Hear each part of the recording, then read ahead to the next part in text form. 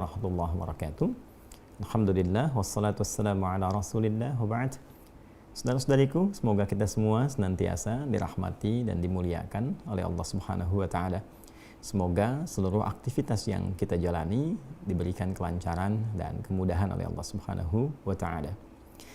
Di pertemuan yang lampau, admin kami pernah menyampaikan sesi untuk tanya UAH. Dalam konteks ini kita berdiskusi hal-hal yang mungkin kita bisa bincangkan dan mencari solusi dalam tuntunan syariat Islam. Tepatnya di kolom IG, di Instagram, akun Adi Hidayat Official.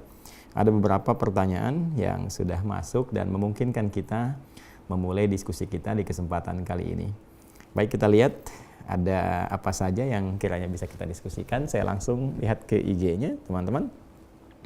Bismillah dari akun Asma Karima.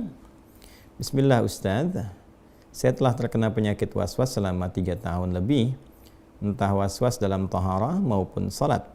Bagaimanakah cara menyembuhkannya? Karena saya sudah ikhtiar untuk mengabaikan dan membaca Al-Quran, namun tak kunjung hilang. Apakah mesti pindah ke ruqyah? Syukran. Baik, Waalaikumsalam warahmatullahi wabarakatuh. Tentunya kita bermohon kepada Allah dengan mengirimkan doa dan saling mendoakan. Semoga Allah Subhanahu wa taala senantiasa menganugerahkan rahmat, ketentraman, kedamaian dan keberkahan baik kepada Anda yang bertanya pun demikian kepada kita semua yang menyimak dan belajar dari pertanyaan yang dimaksudkan. Dan semoga Allah Subhanahu wa taala memberikan ketentraman kepada jiwa dan menghilangkan segala jenis was-was yang dibisikkan oleh setan atau para setan yang terkutuk.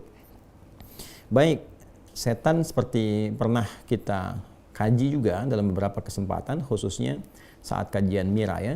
Ada beberapa turunan pembahasan saat masuk kepada pembahasan rukun yang kedua tentang iman kepada malaikat. Lawannya kita bahas bagaimana mempelajari tentang tindak tanduk setan, karakteristik setan.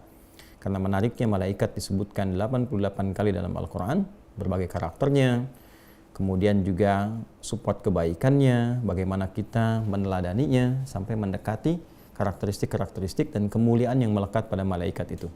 Sebaliknya, setan juga disebutkan sebanyak 88 kali dalam Al-Quran, gabungan antara singular dengan bentuk jamaknya. Di sini teman-teman sekalian, ada yang menarik bahwa dari karakteristik setan yang sering ditampilkan dalam menggoda kita, memberikan was-was dalam kehidupan, alladzi yuwaswisu fi sudurin nas, ada 9 jenis setan yang dipopulerkan oleh para ulama. Dan terkait dengan pertanyaan Anda ini, ada yang dikenal dengan nama walhan.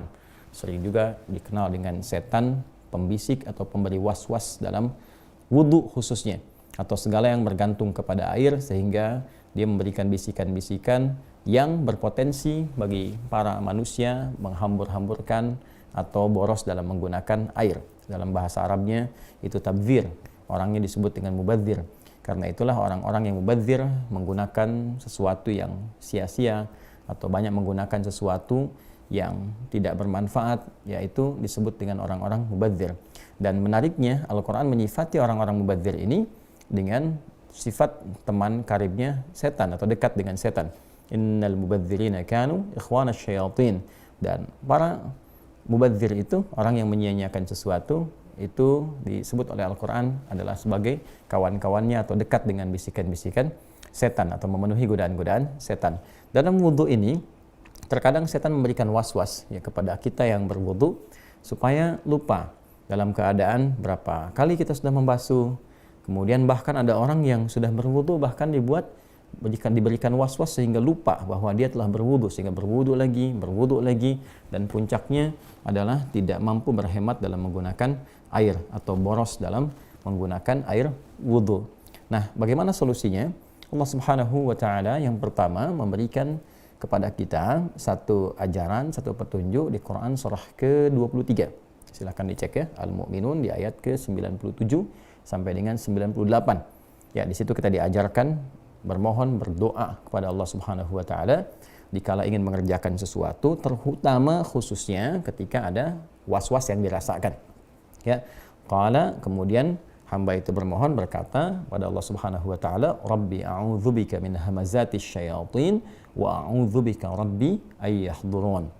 Ya Allah, aku berlindung kepadamu, mohon lindungi aku ya Allah, kan, dari berbagai keburukan yang ditimbulkan oleh setan, dan aku bermohon perlindungan kepadamu ya Allah, ya, supaya mereka tidak hadir di sekitaranku. Aku mohon perlindunganmu ya Allah dari kehadiran mereka yang ingin memberikan was-was. Jadi yang pertama adabnya adalah berlindung dulu kepada Allah dengan segenap keyakinan. Jadi kalau berlindung tuh jangan cuma dibaca di lisan, ya, tapi dikuatkan dengan iman kita, difokuskan dengan pikiran kita, sehingga apa yang dimohonkan kepada Allah Subhanahu wa taala itu terasa dalam jiwa.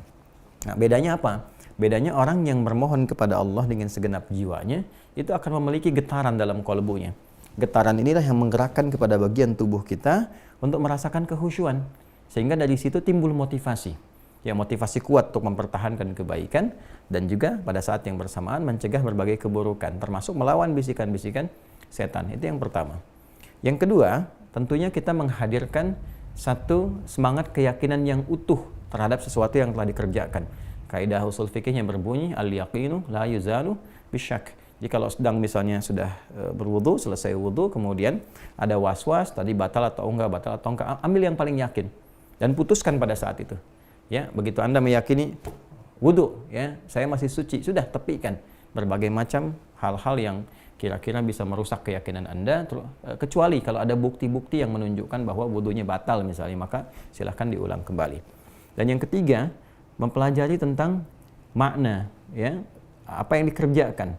Jadi dari mulai wudu, apalagi tadi disebutkan sholat juga, maka diisyaratkan dalam beberapa ayat dalam Al-Quran, juga tentunya bimbingan dari Nabi SAW, supaya kita mempelajari, ya, baik dari bacaan-bacaan ataupun juga gerakan-gerakan, kaifiyat, tata cara wudu ataupun sholat.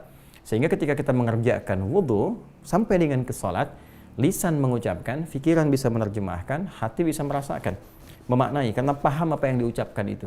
Nah, dengan memahami itu, pikiran kita tidak sibuk merenungkan yang lain atau mengikuti was-was setan, ya, tapi lebih menerjemahkan apa yang kita bacakan. Misalnya Allahu Akbar, lisan mengucap Allahu Akbar, pikiran menerjemahkan Allah Maha Besar, hati meresapi, ya Allah, aku berikrar Engkau yang Maha Agung, Maha Besar, mohon ampun kalau selama ini ada sifat-sifat yang kurang baik, merasa hebat, merasa tinggi, merasa besar dibanding orang lain. Lalu muncul kemudian kepasrahan diri kita kepada Allah dengan mengatakan, misalnya wajjahtu wajhiya lilladzi fataras samawati wal ard hanifan muslima wa ma ana minal musyrikin. Atau kita bacakan misalnya Allahumma ba'id baini wa baina khataayaya kama ba'adta bainal masyriqi wal maghrib, dan seterusnya hadis. Nah, dari sini dapat disimpulkan bahwa untuk mengusir was-was syaitan itu, maka pertama berlindung kepada Allah Subhanahu wa taala dari godaan-godaan syaitan yang dimaksudkan, yang standarnya a'udzubillahi minasyaitonir rajim. Atau kita bisa gunakan yang di surah Al-Mu'minun tadi, ayat 97 sampai 98. Rabbi inni atau Rabbi a'udzubika min hamazati syayatin wa a'udzubika Rabbi ayyahdurun.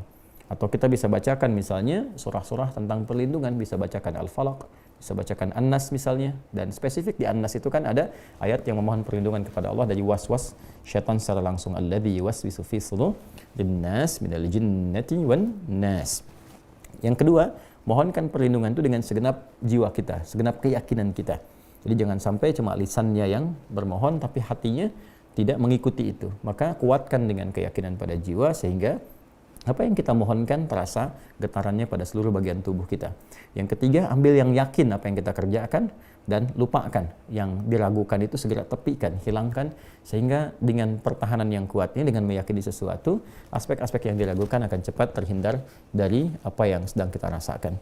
Dan terakhir, berusaha untuk mempelajari dengan baik kaifiyat, tata cara, baik bacaan ataupun gerakan, baik dalam wudhu ataupun salat, sehingga apa yang kita kerjakan, bacakan dalam lisan, lakukan dengan anggota tubuh kita, diiringi juga dengan pikiran kita yang mengikuti bacaan itu dengan menerjemahkan, hati kita yang mengikuti bacaan dan pikiran dengan merasakan.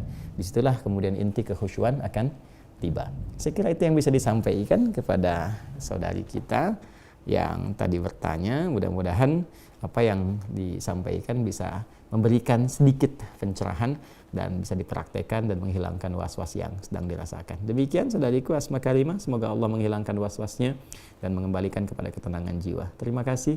Assalamualaikum warahmatullahi wabarakatuh.